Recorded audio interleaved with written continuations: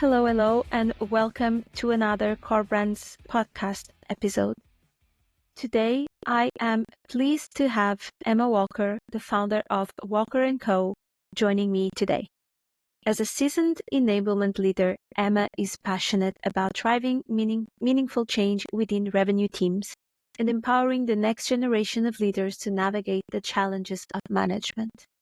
With a career spanning leadership roles at Wayflyer, Salesforce, and Washburn, Emma has a proven track record of delivering results and scaling teams globally.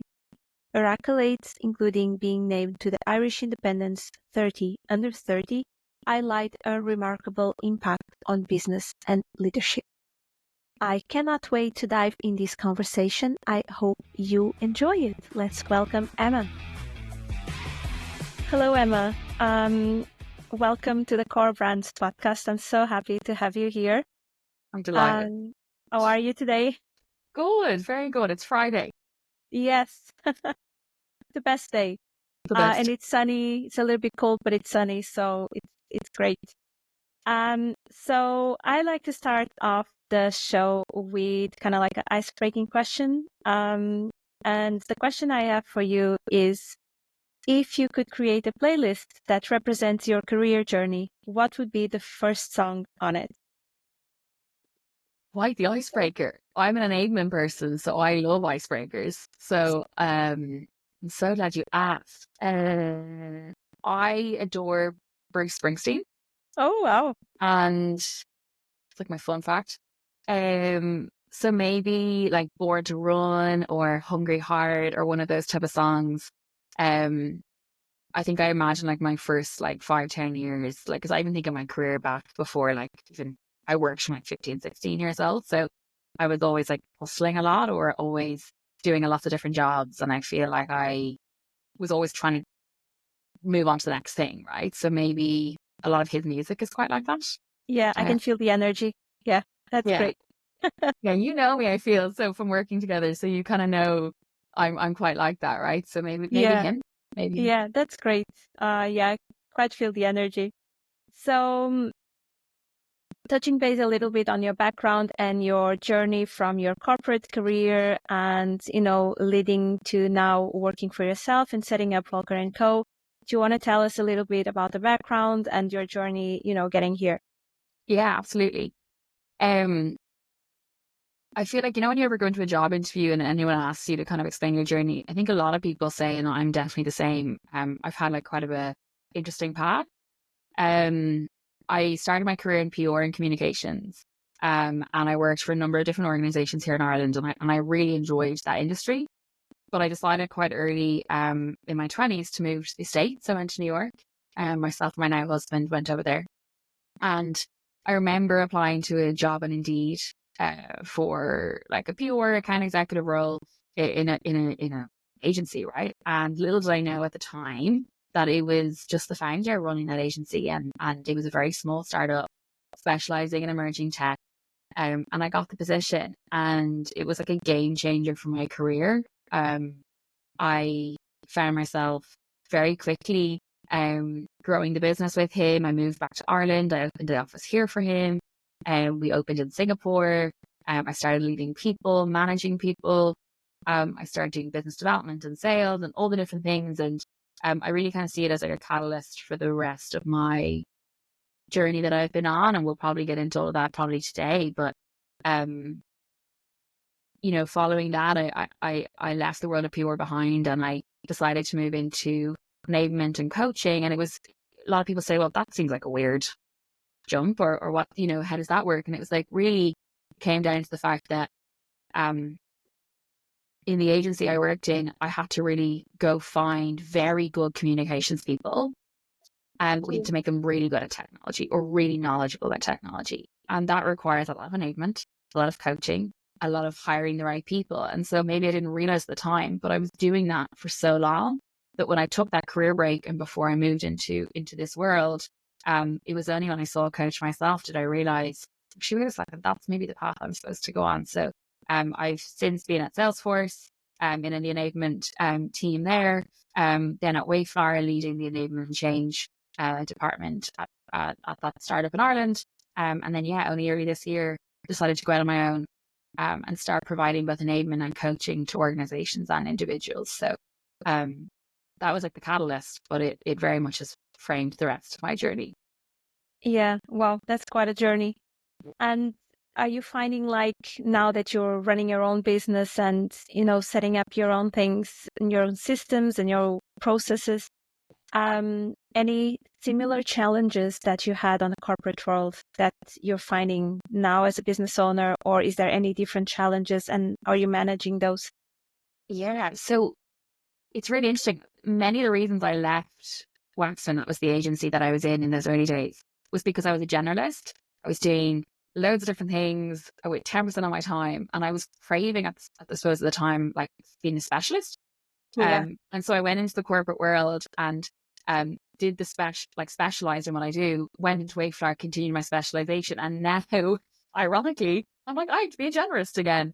Um, but in a way, that's almost been a really nice experience for me because I'm craving it again. I'm craving the waking up and not knowing, is it going to be clients today? Is it going to be doing invoicing? Am I going to be thinking about working with Roberta on social posts? Like what is my day going to look like? So I definitely feel like I've been on that, but that comes with challenges, right? Because when you're in, whether it's corporate or startup, if it's not your business, to a large degree, your prioritization is led by someone else, Yes. right?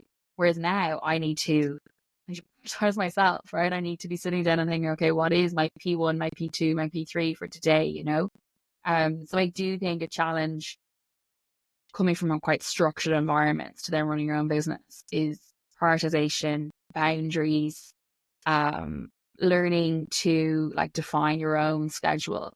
And some of those things can also be pros, but as long as you do the well, right? But I don't think anyone ever tells you that the pros you're hoping to get from running your own business are also things you have to learn to actually be good at. Yeah. I haven't mastered it. I'm not there yet. Yeah. Yeah. Spoiler alert, it takes a while. Yeah, I was thinking that. I was like, you're definitely going to tell me that even you're Yeah. probably still on that journey, right? I'm still on that journey. I don't think it ever ends because you always want to kind of like perfect things. Like if you are a perfectionist and if you really want things to go well, like I'm always on that journey. What can I do better? How can I improve here? What systems can I get to make my life easier? So it's a constant learning, but for me personally, that's what makes it fun because I like it. I like to learn new things. I like to listen to new things, read. So it's always fun for me. Yeah, I'll get there. Yeah, of course you will. And then like I suppose my curiosity, because I come from the corporate world as well, and it can be quite male dominant in some aspects in the industry you are. How did you find that while you were there, and how are you finding now working with clients? Yeah.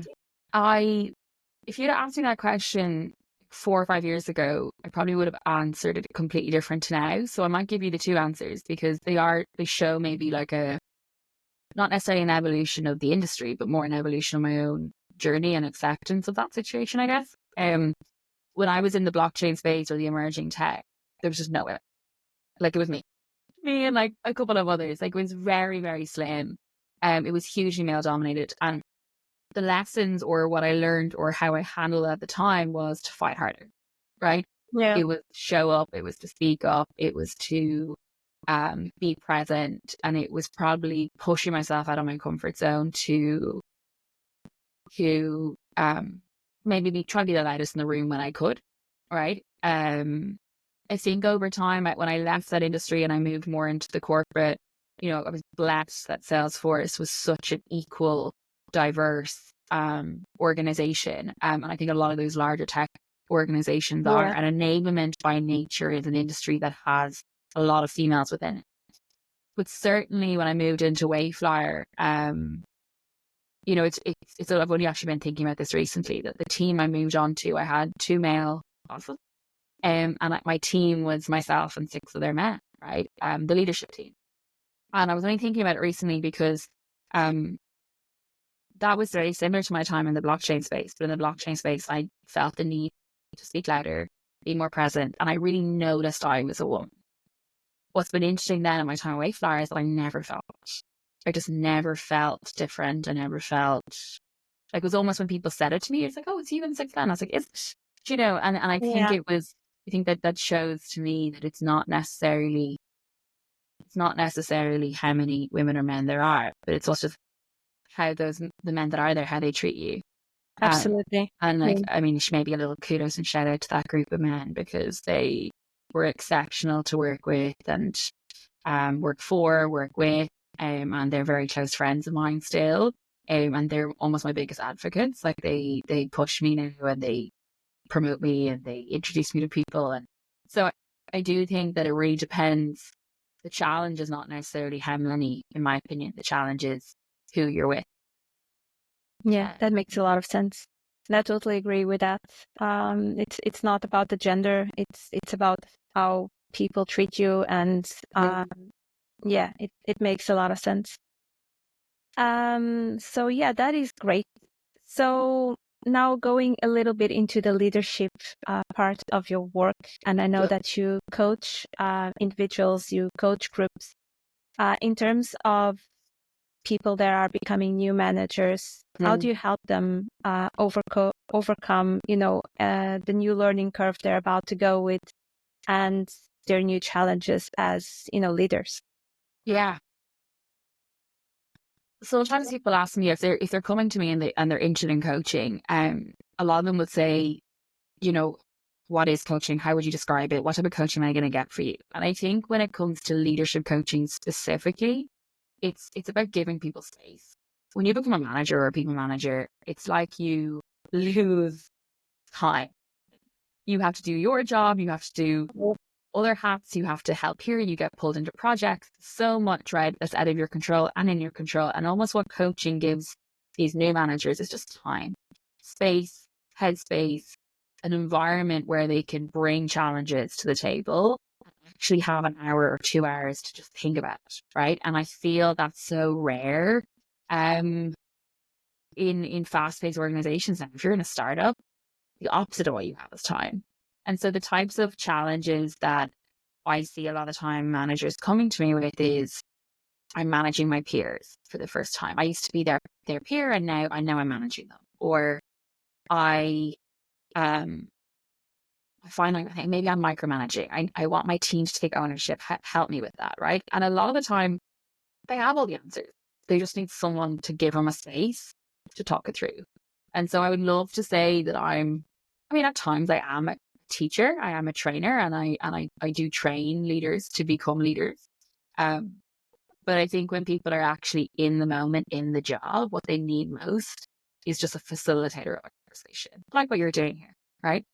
Just someone facilitating a conversation. And the power of that is, if I help them do that, when they're not with me and they're in their own space and they go through a challenge, they'll remember not the advice I gave them, but they'll remember how I made them think.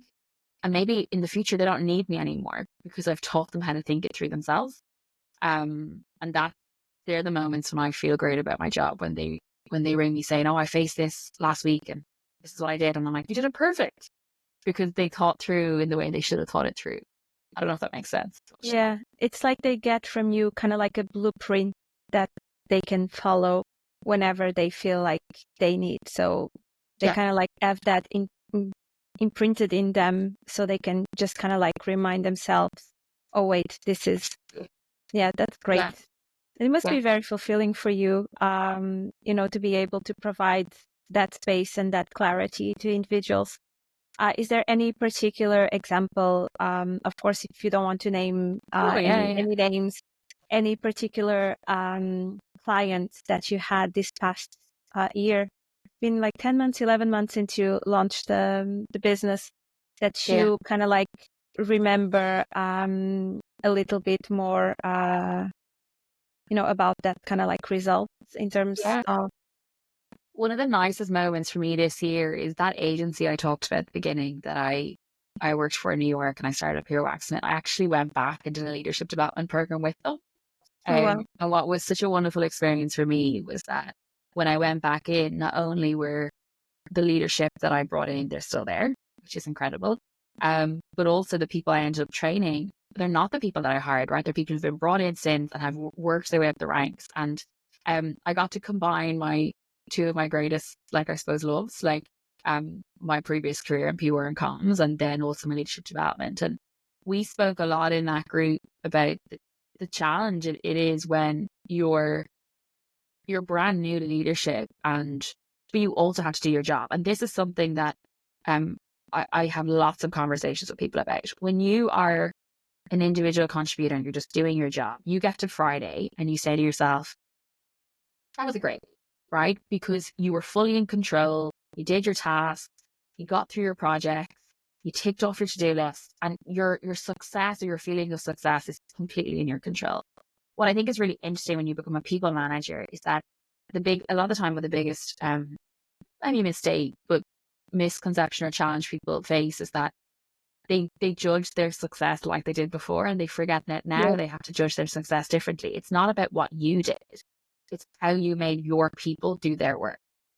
Did you give feedback on something that resulted in someone doing something differently and then succeeding? Did you spend time reviewing or coaching someone on a key part of their role? Did you set really clear expectations? And it's almost like trying to get first-time managers to realize, like, that's success as much as did we get our tasks done? Did we get our projects done? So I feel like I was really able to bring that to Waxman because I'd also been them before. Like I worked in that company. I've been in PR. So that was a really nice moment for me. But certainly shows one of the challenges managers can face. Yeah, that's really interesting. And now that you're talking, I was just thinking about another question that's completely off the. It's off our outline of questions, but I Yeah, gotta. exactly. What's your opinion, like, in terms of leaders? Do you think everyone can be a leader? Are we born leaders, or are some people more naturally inclined to lead? So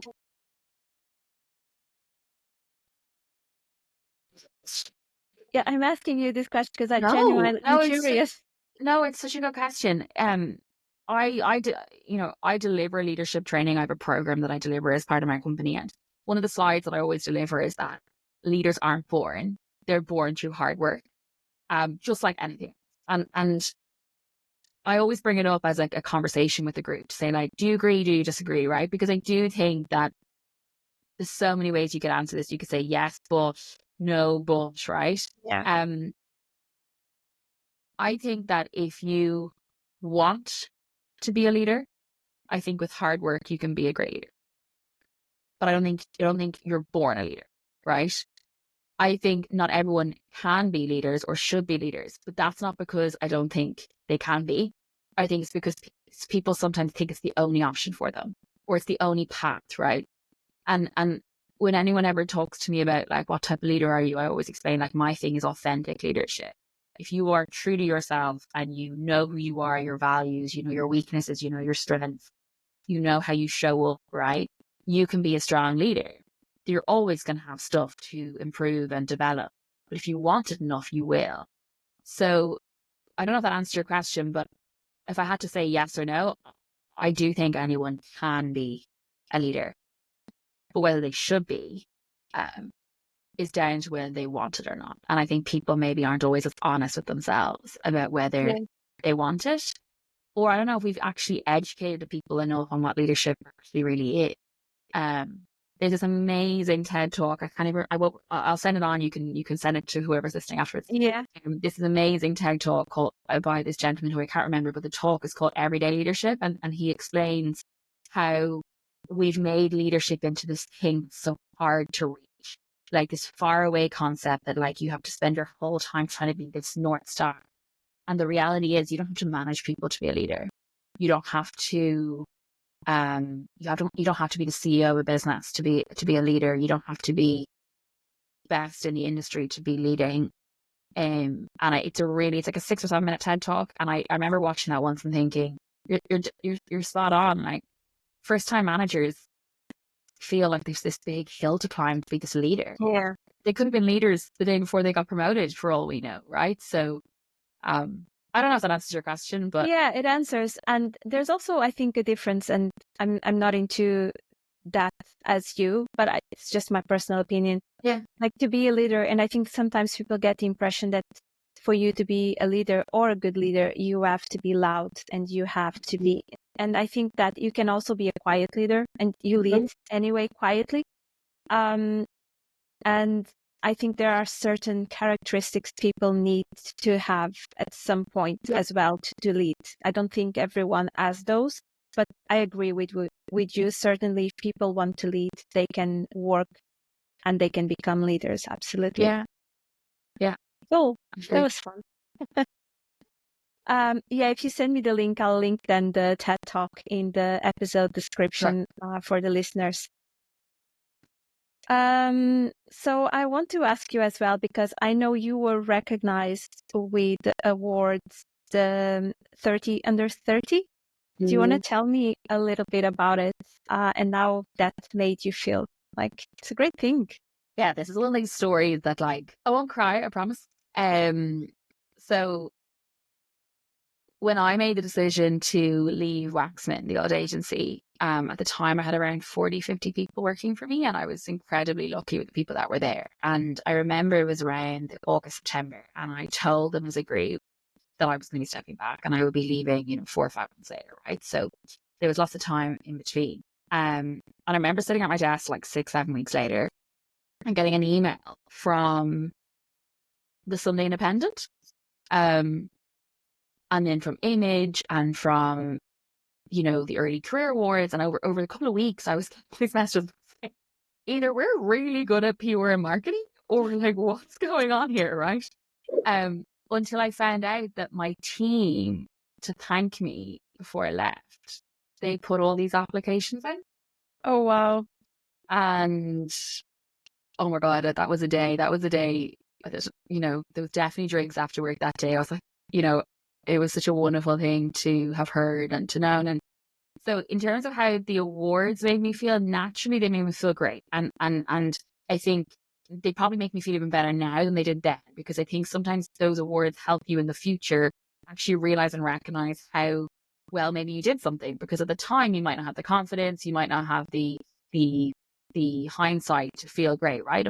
But now looking back, I feel really proud that I have, I achieved all of that, and I was given those accolades. But the real feeling at the time was this immense gratitude that, like, a group of people who could have easily been annoyed or felt disappointed that I was making that decision to leave, respected my decision so much to the point that they wanted to thank me. So, if I'm honest, that was the lovely feeling, versus even the awards Yeah. themselves. Yeah, absolutely. Yeah, that's a great story. And that, I think that says a lot as well about you as a leader and as a person. I think that's even better, like, better than getting the award. It's getting that feeling of gratitude and love from people that worked with you and for you. So that's amazing. If you could go back in years and give your young Emma an advice, what would be one piece of advice that you would give? Also, this has changed so much. I feel like every year your advice that you would give your younger self changes. Something I've been thinking about a lot lately is, when I was a lot younger, I never thought I'd run my own business. And I used to be like, I used to say never. I used to say the word never. Like, oh, I'd never do that, or I'd never do this. And I think my advice now to my younger self would be, like, never is a pretty long time, and like, your Yeah. life, so much changes in your life, your perspective changes, your circumstance changes, your wants, your needs, your ambitions change. And it's okay to say it, but maybe just don't believe it as much, because my previous never is now the case. Now I do run my own business, and I have so many hopes and dreams to run multiple businesses, maybe, or start different types of businesses in the future. So I mean, like, definitely something that I would say is that, don't write yourself off, or don't say something that maybe, like, look, might not be the case. But then at the same time, the other piece of advice that I'm trying to give myself now, that I think future self is going to give me, is it's also not always now. Does that make sense? Like never say never, but it doesn't also need to be now. And I think I'm only 10, 11 months into Walker and Co. and I'd love to do an business. I'd love to do this, but I'm also like, my husband's also like, okay, Emma, you just need to, give me a few years, right?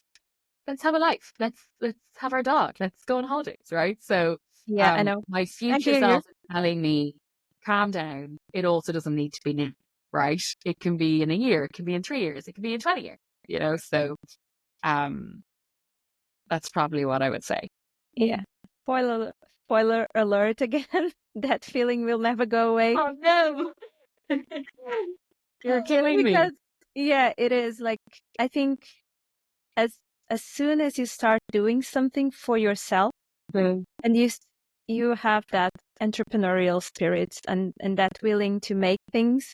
Yeah. And if you are creative as you are, you will have more ideas and you will want to do more, and that will never stop, which can be a blessing, but it can be quite the burden sometimes for yourself and for family around you, because you might want to be working on business all the time. You might want to do this and that, and there's more things to life than just work in business. So Yeah. yeah, Although I I do. will say, shameless plug for you as well.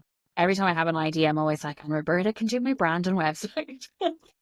It's like, I have you down for like 6 different ideas, Roberta, in the future. So I feel like when you find someone that you want to work with, you just like, we're stuck now together, Yeah, I know, and I love that.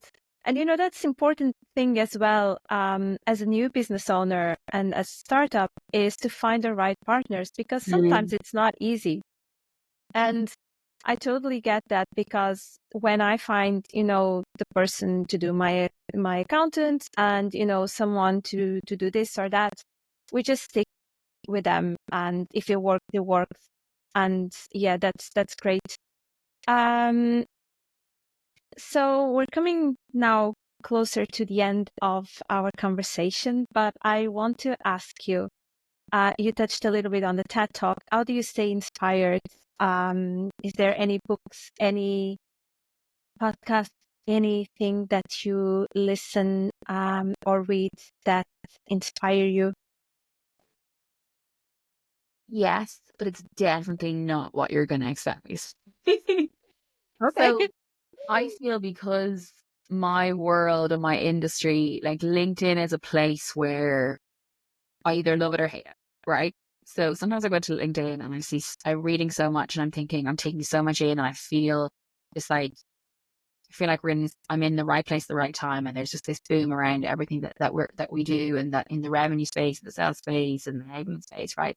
And then sometimes you go into LinkedIn and you're like, whoa, it's overwhelming, it's too much. I just need to take a break. And fun fact, this year I'm on 100 book challenge, and I'm Oh, on book wow. 96.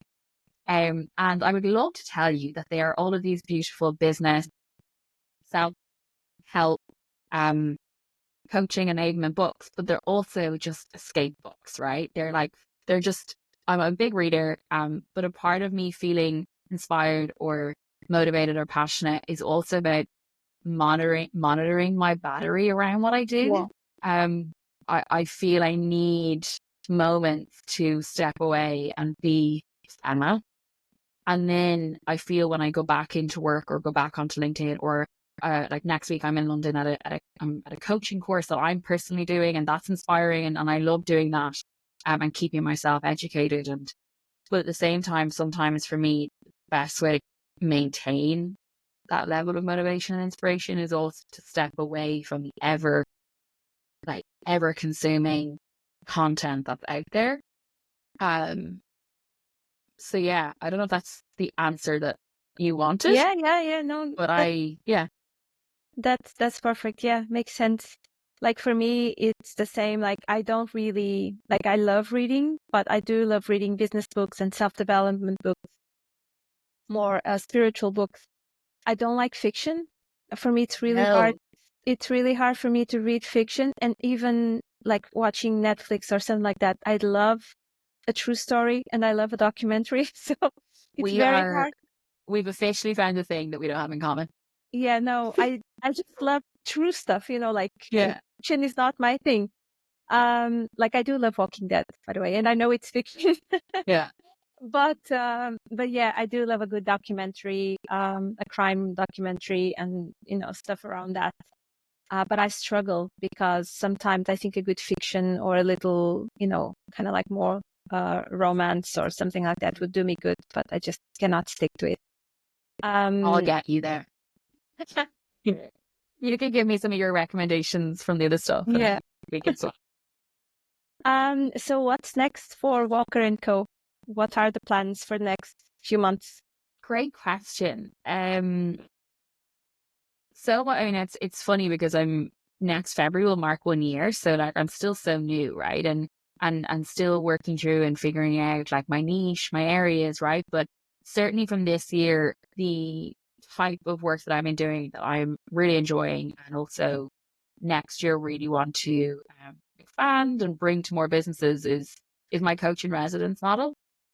So basically, if you're a startup or a small business and you need a little bit of everything, right? You may need a leadership coach. You may need a founder coach. You may need someone that's going to coach and work with your sales team. You may need someone who's going to give you support from a people and talent perspective. So the coach in residence model is basically I come in-house to provide a series of different forms of coaching based on the challenges and the strategies in place. And like an example of who I do that for at the moment is Riley, female founded, Cork-based, and now London-based.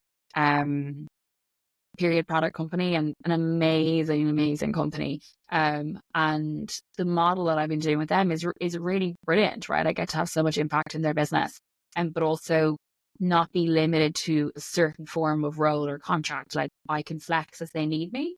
And I think as businesses are growing in Ireland or the UK or across Europe, it's not sustainable for small companies to have 5 or 6 different consultants or contractors or coaches.